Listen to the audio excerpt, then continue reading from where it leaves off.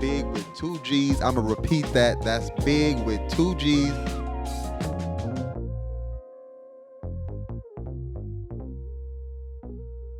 So we back with another episode of the BiGG Umbrella Podcast. That's big with 2 G's. I'm going to repeat that. That's big with 2 G's, the BiGG Umbrella Podcast.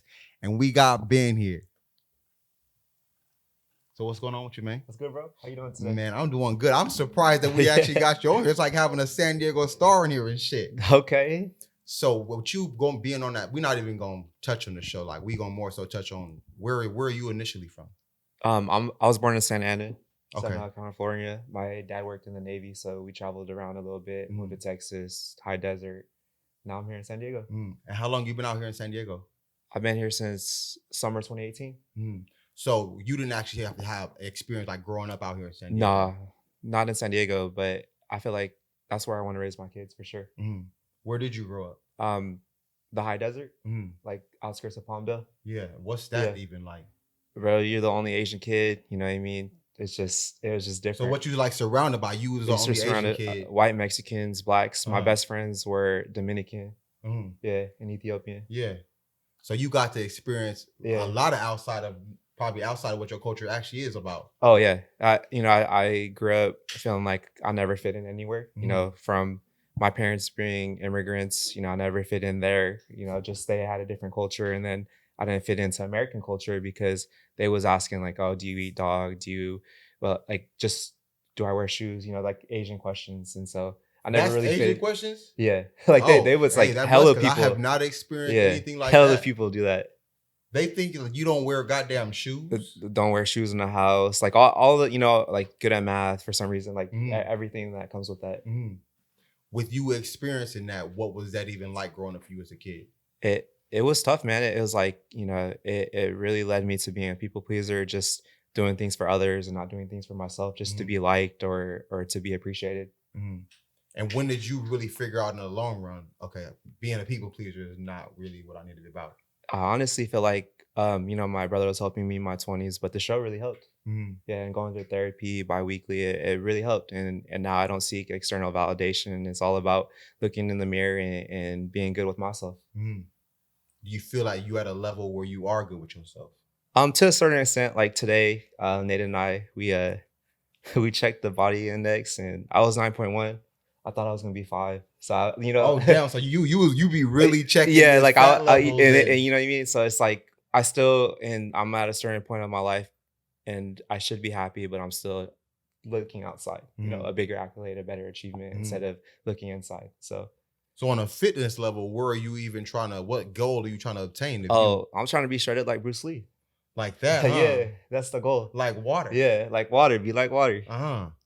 So with the fitness thing, are you also, this is something you turning into a business? Yeah, I think it all started like my second year of college. I went back home and I was doing biceps 3 times a week. And my brother was on the basketball team. And one of the people on the team was like, hey, you look good. What happened? Like, can you work me out? And that summer, Calvin and I, we literally just worked out. We did biceps like 3 times a week and he got big. And me seeing him get big and me being a little part of that, it kind of sparked something into me that I never had in engineering or in school. What school did you end up going to? I went to UC Riverside for my undergrad. And then I went to, it was online, but University of Louisville. What made you continue schooling? Because you said you did a master's too. Yeah, I honestly, that's the people pleaser. That's I understood through therapy that I lived in a perception of a perception. Like my success, my self-worth, my everything was based on what I thought my parents wanted for me and not what I wanted for me. Is that what your parents wanted for you? They wanted a stable, they came here 1975, worked waitress, all these tables, fought through racism and segregation, and they just wanted stability for me. So doctor, lawyer, engineer, that's what they always preached to me. And so I kind of did that for them. So what is it that you really do want to do? I just want to be put in position to help others, especially in similar lanes as me, as a minority male, neglecting mental health, and then fitness. Nobody ever big broed me, like showed me how to do things. So for me, just to be put in a position to help others in that regard, I think those are 2 things that truly like give me a spark. And like, if you put a gun to my head and be like, what are you passionate at? It would be that. Fitness and mental health. Fitness and helping others, especially minority males. Right. Wow.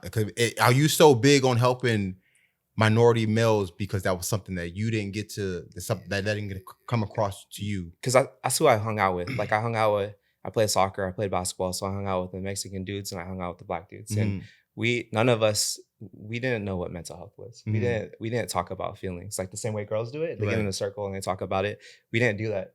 And then if a dude was to cry or catch feelings and say he liked this girl or open the door, they'd be like, bro, you a simp. Right. Like, of course. you know what I mean? Instead of like just being real and talking about it. And so I suppressed it. I suppressed it at home. And I think it's important, especially for Asians. Like we don't talk about mental health. We just suck it up and we eat it up.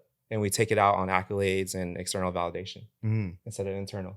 So what made you switch that frame of mind and thinking like, now, no, I actually want to get help for this? Yeah, I think it was just me slowly being aware, being put in a position and being surrounded by people that also have gone to therapy. And I'm like, yo, like these people that are going to therapy, they're killing it. Like, they're at peace with themselves. They're doing this and dang, I want to be like them. And everything was going directly to therapy. And like Lewis Hose, he literally, every podcast, he talks about healing in his inner child, talking about therapy at this age, going back to the age at 15 when he was raped or this and that, and just slowly healing it. And every person that he has on podcasts also talks about therapy. And they're literally the best of the best. They're the ghosts of the ghosts. The goats of the goats. What has helped you heal your inner childlike feeling that you went through? Because you just touched on how he always touched on you have to heal that inner child in you. Going back into that position and for me, growing up in Asian culture, you're always judged by your accolades, getting all A's, going after school programs, going to a prestigious school, and that's all outside. And so now I'm looking more inside. Like, I'm good. I'm good enough. Right. I'm good enough for somebody, and I don't need to be good enough for you. I'm good enough for me. With Married at First Sight, was that something that you kind of went into also looking for approval? Because basically they just setting you up or whatever. You didn't have to do too much of the work. Or what made you really even want to pursue that? Because that just seemed like something. Married at First Sight for an Asian man? For anybody. I'm just like, that's wild for anybody to really pursue, to hop into a relationship that you don't know. Man, I was struggling dating. It was like, here, the only ways you can meet a girl are on a dating app and then the bar. So when you say struggling dating, you're not saying I'm struggling getting dates. It was struggling, I'm finding the right one that I actually 100%, yeah. Because I mean, even on those dating apps, like say for instance, Bumble, like I went on a couple where they literally were just trying to smash. And I feel like I'm too old for that. I'm 30, and if I wanted to smash, I can smash. Like, but I was going on it being authentic, and literally like one of the first times I went on a date, this Filipino girl, like literally, she choked me out. She choked me out. She got on top. She handled her business 15 minutes, and then she's like, all right, she gave the talk. The way a dude talks to a girl after, like, well, you're just a side piece. That's what happened to me a few times. So I was like, bro, like I'm literally trying to settle down, and I see people that I grew up with, some of my best friends, get married and have kids and have dogs or whatever, and just seeing them, like they were genuinely happy. Like I wanted that. Yeah. And I knew I wasn't gonna get it in the bar. I don't think. Maybe I'm being pessimistic, but in the bar or in a dating app. So with you then saying, okay, I'm not doing the bar and dating app no more. Now we come to I'm not Married at First Sight. Do you feel like that? I think it's 0 to 100. Definitely. That's what you're saying? Definitely. That was like, I went from I'm not trying to do this with playing around to bam, I want to get married. Yeah. Straight up. Deadass, I felt like I was ready, and then my small circle that I trust, they're like, oh bro, like you would make a great husband, this and that. And so I was like, all right, should I do it? And I got their approval. I even got my mom's approval, my dad's approval. My brother said, yeah, do it. It's a good opportunity. It's a win-win. Do you still feel like you still are a good husband? Yeah, I think for the right person, I could be a great husband. So with this, what do you feel you now got out of going on Married at First Sight? Man, I got a lot of things. I got a best friend, Nate Barnes. He's like a brother to me. And then on top of that, I learned about my people pleasing tendencies and just mental health in general. I've always put accolades and achievements, or even my body, first before mental health. You know what I mean? Even I remember when I was trying to get super lean and just think about doing a bodybuilding contest, I was literally starving myself. I was doing this, like I was neglecting my mental health just for an accolade, just for this external 6-pack validation when I don't need it. So what changed you from then with the external accolades, basically? Like, I think just emphasizing it, man. I just whereas I was always trying to do other things like engineering, this and that, I was actually looking at mental health stuff, reading podcasts, reading books, watching podcasts, and going to therapy. That's what got you really to wanting to pursue mental health so tough. Yep. Because it's like that's something like you said, like you wanna. That's basically like a staple you want to have. Yeah, like there's such a negative stigma like a stigma towards it, especially like with the older generation of parent. Like if you go on Twitter, bro, like for any reality TV show, it's like, oh, that person needs therapy. That person needs therapy, but they're not even looking at themselves and saying, hey, do I need therapy? Right. They're just looking and pointing, oh, this dude did this, he flipped this chair, he needs therapy. But what about them? Right. Look at yourself before you look and at somebody put yourself else. in that same situation. Put you yourself might in have that did the same thing. 100. You might have been the one to flip that chair or took it the wrong way or something. Because I mean, like, we all human beings. We're all human beings. We make mistakes, and it's okay. Like, it's okay to make mistakes. Just learn, grow, and become better. What mistakes you feel you made now that you could come back to? It's like, damn. From the show or just period? Shit, I don't want to always break it down to the show for you, because like that's I mean I know people know you for that, but that's not who you. But I mean, if it's from the show, no matter I think, man, when I was 8 and my dad had me try out for an under 12 soccer team. So these dudes was like 4 years older. I didn't make it, and he gave me shit. He cussed me out. He's like, I'm wasting my money. I'm doing this. So ever since I was 8, I always compared myself to somebody that was older, somebody that was better, and I always was seeking his approval. And even to this age, he never looked me in the mirror and said, like, bro, like, dude, son, I'm proud of you. You know what I mean? Even to the day? Recently he did, but it was through therapy. But before that, from 29 and under, he never looked me in the eye and said, like, I'm proud of you. And literally, like, I killed it for him. Like, you know what I mean? And I'm not trying to brag, like, status wise, like, financially, at my age, I'm in the 1%. And, you know, from retirement to crypto to this and that, and it was never enough. And I was always chasing more because I just wanted him to be like, yo, I'm proud of you. And it never happened. It never happened. And I realized that I don't need it. As long as I'm proud of myself, I don't need it. Are you proud of yourself? At this point, I think so. I'm working on it. With everything that you, I mean, like you said, the accolades really, they don't always even. They don't mean shit. Like J. Cole says it all the time. Like, you keep on going up, get this album, gold, this and that, and still unhappy. Love yours. The whole thing is like, you know, the family that surround you, the small circle. Yeah. Love yours. That's like one of the greatest songs of all time to me. But you know, love your family, everyone around you, and be happy with yourself no matter what. You know, what's still established for you to be so family oriented, even though you didn't feel like you were getting that type of recognition that you were looking for, but you're still so solid and want to be down for your family? At the end of the day, man, my dad loved me. My mom loved me. My dad would literally, I made an AAU team where I had to travel 2.5 hours for practice 3 times a week. You know, it was one of the better teams in SoCal, and he literally would drive me 2.5 hours. So in his way, he loved me. In his way, he loved me, but it wasn't my way. Right. And I have to be okay with that being his version as opposed to my version. It's two different people. What made you stop wanting to hoop? Like, cause I know you was like really into hoop. Yeah, man. When I was going to college, I was only getting recruited by D3, NAIA, and like random places out of California. And I really wanted to stay SoCal with my homies. So they got into UCR and they got into UC Santa Barbara. So I was picking between those two, but those were D1 schools. I couldn't have gone and played there. And then I was going to engineering, and I was listening to the homies that were in AAU that were older than me. And they're like, bro, you're not going to have any life. Like, it's just going to be basketball. You're going to have 3 practices a week. There's no way you're going to be able to do anything but like an art history major or this and that. And I was like, I don't know if I can do that. And my dad signed me up for engineering internship. So literally, like, from the time I was 16 on, that was kind of like the lane that he set for me.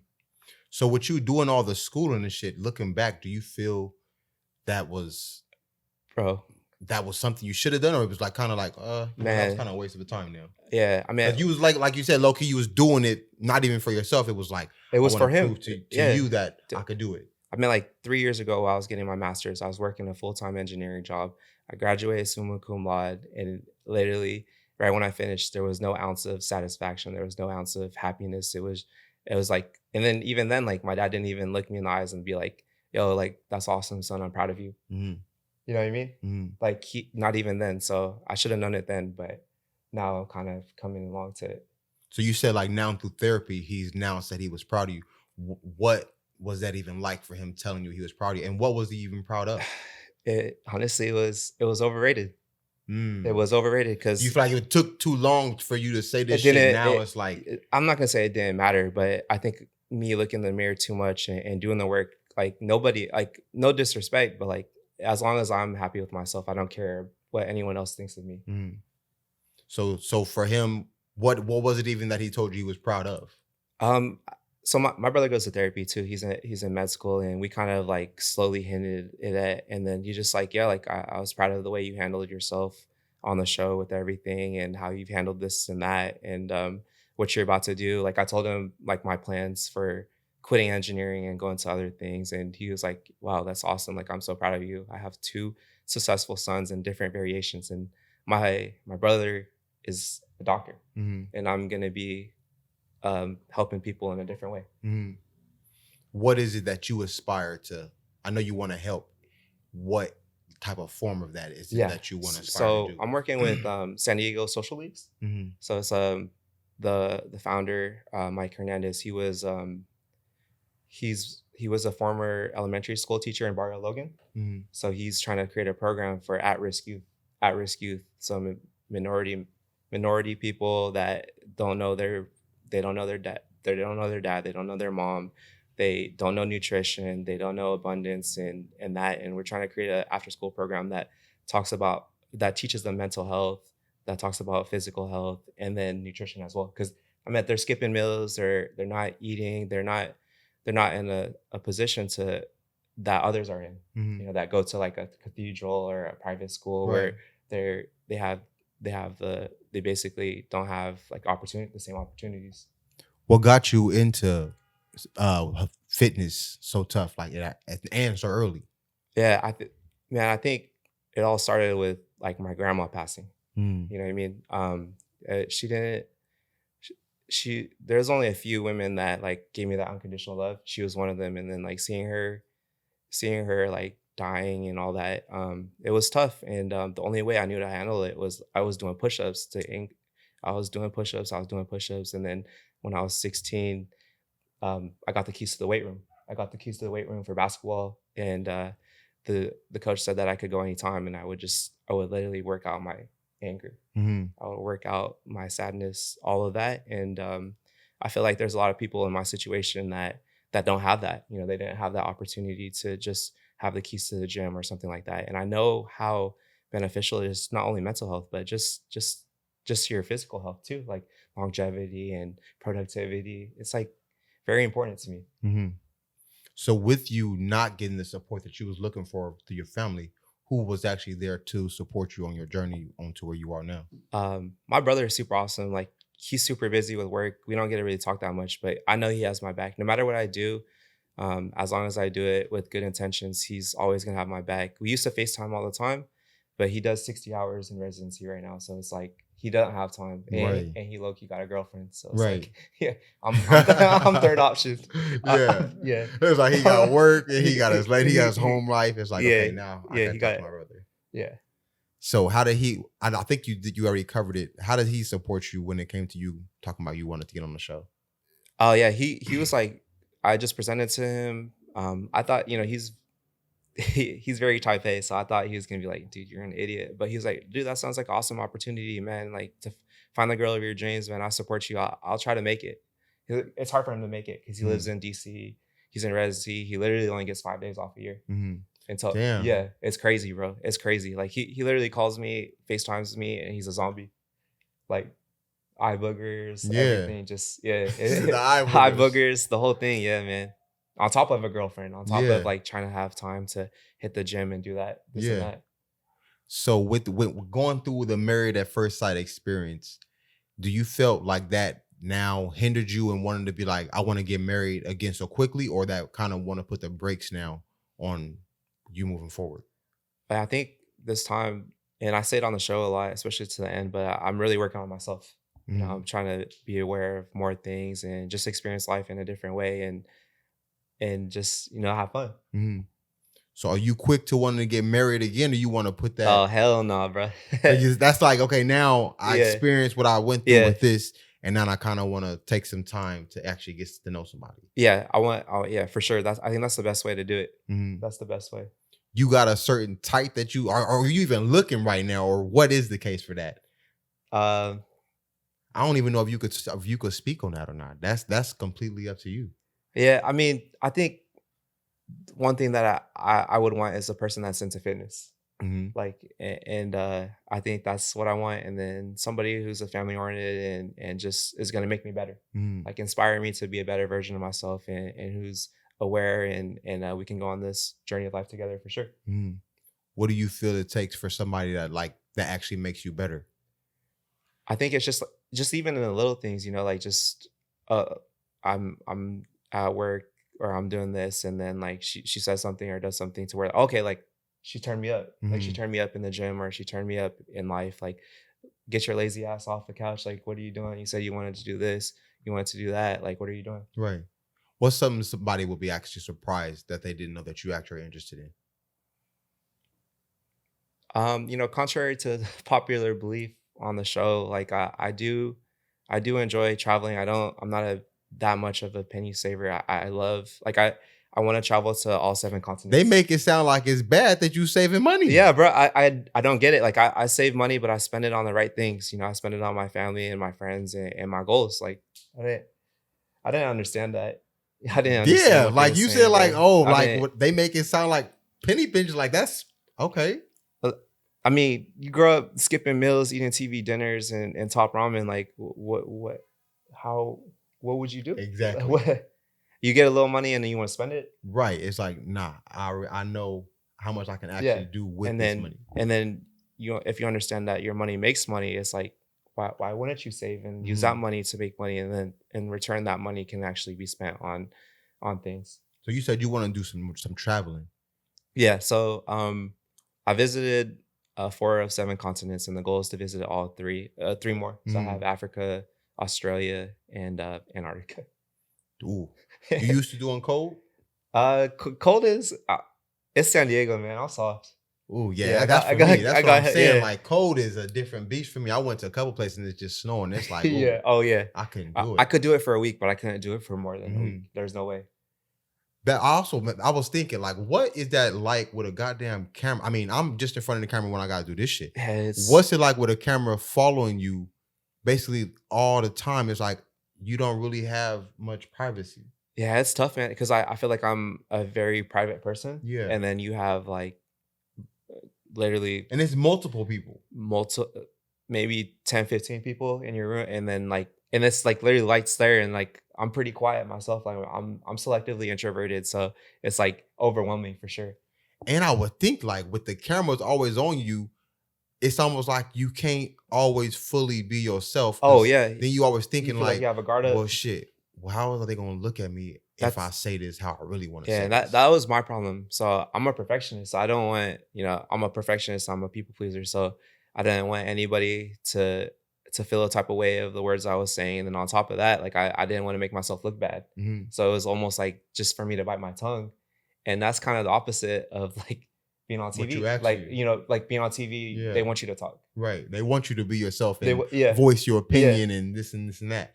But it was like more so you was thinking like, I know what I want to say, but that could be taken out of context. I'm gonna like, and with the goddamn show, some things definitely was taken out of context, because from what I seen, I was dying. I'm not even gonna lie. Like I was telling Nate and y'all earlier, I was like, oh girl, you got like, I don't know if that one was gonna work, because she look a little intense. I know you said you want somebody in fitness, but that one, I was like, yeah, hey, wink if you okay, because like if you need some help, I will call somebody. I was like, this one right here look like she be mad as hell, like she not having it. You know, I'm gonna take a no comment. Definitely, 100% no comment on that. But like you said, some things can just be taken out of context and can be strewed and twisted a whole different way. Yeah. Would you ever even think about going on another reality show? or this was one that did it for, or does this inspire you to want to do more television? I think that's a good question to be answered or asked like in a year from now. Well, I'm still trying to figure it out, but I think maybe not a dating show, especially right now, but I think American Ninja Warrior would be cool doing that, or The Amazing Race. I think that would be a cool thing. Yeah, so that's things like that. Yeah, I'm sure like fitness, that's something you're gonna be going down with to the grave. Oh yeah, for sure. I'm looking to get into fitness modeling, so just doing like infomercials and just photo shoots with random brands in LA and SoCal. And also, I don't know if we could touch on it or not. You and Nate is also talking about doing a podcast. Yeah, I'm not sure if it's going to be a podcast, but we're trying to work on some things to collab with other San Diego fitness, just people, anybody in San Diego who's into fitness, mental health, just having a conversation and just promoting it. And with that, what made you choose that Nate? That's the one I want to do it with. Nate's like a big brother to me, man. Even during the show, he always had my back. And I feel like we have so many commonalities. Like he's literally like basically a big brother to me. Like we talk about the same things. We're into the same type of women and all that stuff. Yeah. So that basically that was already set for me, because this is already a guy I can mesh with. Yeah, and it's just literally like it's 21 Savage and Drake. Like it's just, you know what I mean? I'm 21 though. Yo, Kevin, like, oh bro, you didn't do me like that. 21. I'm 21. No, with that, what type of music are you really been into? My favorite is R&B. My first favorite artist was Usher, the whole Confessions album, Chris Brown, Neo, Blast. And then in the gym, I listen to YG, Nipsey, Roddy Ricch, Drake. Right, some shit that kind of make you want to turn up a little bit more. Turn me up. Yeah. And then when I'm working my engineering job, I listen to Beethoven. Beethoven. Wow, he really took it there. Yeah, Beethoven and like ocean waves, you know, just get in the moment. So is that help you get more in tune with your mind or something like that? I just find it therapeutic. There's no like reason why. I do it. And I mean, it's hard to listen to a podcast while I'm typing, you know, like coding or doing this and that. But I would love to listen to podcasts, but I have to be fully attentive for those. So I'll listen to those on the way home sometimes. Is engineering something you still want to continue to do, or that's something you wanted to be able to now take off and focus more on you helping mental health? And I think for the time, just the way I live and the way rent prices are in San Diego, like I need a stable job, but that's not a long-term thing for me. Like I don't plan to be working engineering like in the next 5 years. Yeah. So like you said, you already have a goal as to where you're trying to be.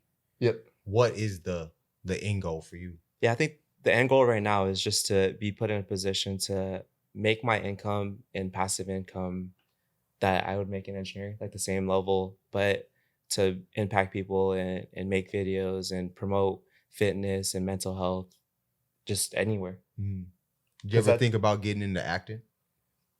Like a non-speaking role? However the hell, whatever you want to take. I think the most I would go is fitness modeling. And so you don't really like to be doing a lot of talking.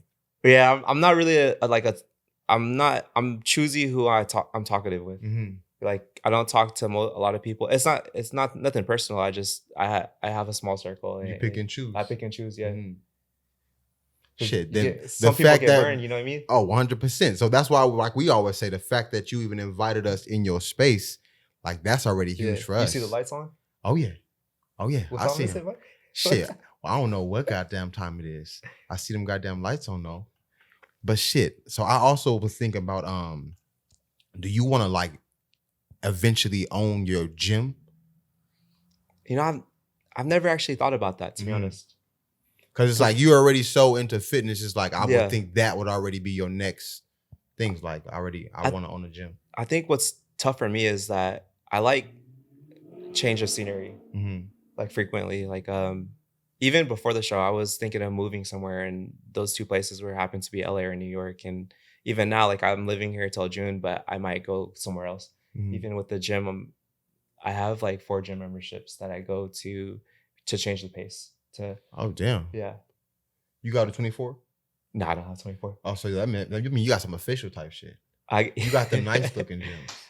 I got some decent gyms, yeah. Okay. Yeah. Okay. Some decent things I'm too. more 24 hour fitness. I had 24, but but I upgraded. No. Yeah. 20. I fuck with 24. Yeah. No disrespect to 24. Not at all. You don't play some basketball. Shout out to Kobe. Hey. Now 24 is cool. When I first moved here, some of the best friends I met was through 24, and then I went to EOS for a little bit.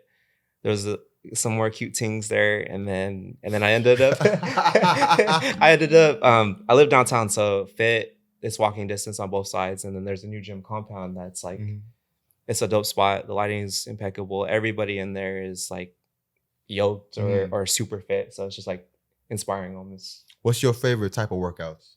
Oh, I just love strength training, and then basketball. Nate and I have been doing pickleball, rollerblading, just trying new things. And actually lately I've done like 4 boxing classes. So boxing is crazy. Like the first 3 times I've done it, every time I was super sore, and I consider myself super fit. Right. But it was like you was just working so many different muscles. And like I always said, like fighting, that is tiring. Yeah. It's 2 minutes in, I'm drenched. And that's a full body thing. It's like you lugging your whole body around and moving this way and this way. It's so technical. It's so like I didn't fully understand it until I did it. Like Floyd, when he'd be doing that and ducking, it's hard. And give him that shoulder. Yeah, give him the shoulder, the duck, jab. Yeah. Yeah, it's tough, man. But it's like stimulating, so it's super fun. And I'm not gonna say I'm gonna box somebody or go professional, but I'm definitely gonna continue doing it. That's something now you're more intrigued about. Yeah. So what's something that always helps you get over your tough times? Oh man, to be honest, the gym. Every time some tough things happen, and my therapist talked about this too, but sometimes as a coping mechanism, you don't actually handle your problems. So actually sitting in that sorrow, sitting in that anger, that frustration, and just literally walking through it by yourself or with the help of a therapist is like truly beneficial, instead of just neglecting it and going to the gym. Or some people, especially my friends, they take it out on drugs or alcohol or just smashing hoes and actually handle it. You know what I mean? What has kept you away from veering that path of doing drugs and shit like that? Yeah, man. Growing up where I grew up, there was so much potential, like D1 prospects, people that had endless potential in whatever they wanted to do. They could have gone to Harvard. They could have got a D1 scholarship, probably been in the league, but they went down the wrong path, started robbing people, getting caught up in drugs and selling stuff. And I saw that from the outside, and I was like, I don't want to be a part of this. I don't want to be a part of this. I don't want to die by the time I'm 18, because where I'm from, the more chances of you getting stabbed to death or even dying of other things or getting caught up in going to jail is more likely than you going to Harvard or getting a D1 scholarship or even working and becoming a millionaire. And that's just the circumstances of where I came from. Yeah. So that's where you that's pretty, seeing what's happening. It's seeing like, okay, it. That's not what I want. I've never really tapped into drugs just because I'm too scared of it. Too scared of getting addicted or too scared of going down the wrong path. So I never went down that. Even drinking, like I drink like once in a blue moon. It has to be a special occasion. So it got to be something that you're celebrating to eat. Yeah, it got to be. Put this in my system. Yep. A shorty ting pulling up. Nice little Blasian girl saying, hey, like, you want to grab some drinks? Man, and with you doing all this, I'm sure you've been running into plenty, especially after the show. So what, and then even outside of just females, what is it now like, since I'm sure you get a lot of different type of attention? How do you separate that from the real from the fake, basically? Yeah, it's hard, man. And I haven't really like engaged in it. Like if they send a DM or they send, I'm gonna call it a thirst trap. Like a picture, I just double tap and like have a great day. I don't like, other than that, I don't want to engage or anything like that, because I told myself I wanted to really work on self-love and inner peace. And when I got to a point where like I'm good and I'm ready to date again, that's when I'll tap in. Yeah. But right now I'm just working on me and having fun. That's for sure. What is it, something that you feel like you do to focus on you having fun? I think one of the hardest things that I struggle with is being present. You know, I'm always go, worrying about the next thing, and just sitting there, going on a hike, or even doing yoga. You know, like yoga is the journey of self, for self, by self. Like it's all about you. It's not about anybody else. It's not about anything external. And I think those two things really ground me. See, and I never even ventured into the yoga like deal like that. That's more so like a common method for you? Yeah, I think the whole time I'm doing hot yoga, the whole time I'm doing a hike, my phone's not there. I have no distractions. I'm literally lost in my own thought. And it just veers here, or it heals this part of my life, and I truly I love it. What made you pursue yoga? My therapist recommended it. Damn, your therapist has really been tapping in for you. My therapist recommended. Well, he recommended activities outside of what I normally did, which was the gym, which was basketball, which was running. So I looked up. I was like, well, I guess mindfulness, yoga, hiking. Mindfulness, abundance. What has it been like for you growing up out here in San Diego? Well, not even just living in San Diego, as long as you've had. Oh, San Diego is awesome. It's like I could see myself here when I do get married again, or when I do have kids. It's a great place to raise a kid, and the weather's perfect. The people are perfect, and I love San Diego. Well, shit, while we still got you on here, is there anything else that you wanted to promote? Any socials you wanted to drop? Anything new that you got coming up? Anything like that?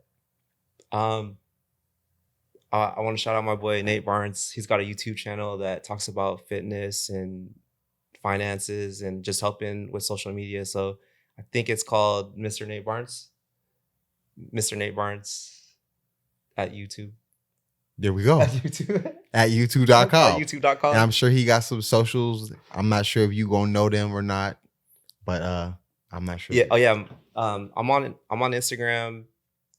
Been inspiring. That's about it. And you got to tell him how to spell Binh, because that's not normal. Yeah, it's BINH and then inspiring. There you go. If y'all didn't get that, BINH. Yeah, I seen it hella different ways. That's what I'm saying. BENIBIHN. Hella. So he got it down for y'all correctly. Yeah, BINH, inspiring. So with that being said, it's been another episode of the BiGG Umbrella Podcast. That's big with 2 G's, the BiGG Umbrella Podcast, and it's a wrap. Appreciate you, bro. No doubt. No doubt, brother. Well, let's get some tacos, nigga. Can we really get some tacos? You trying to get some tacos? Let's get some tacos, nigga.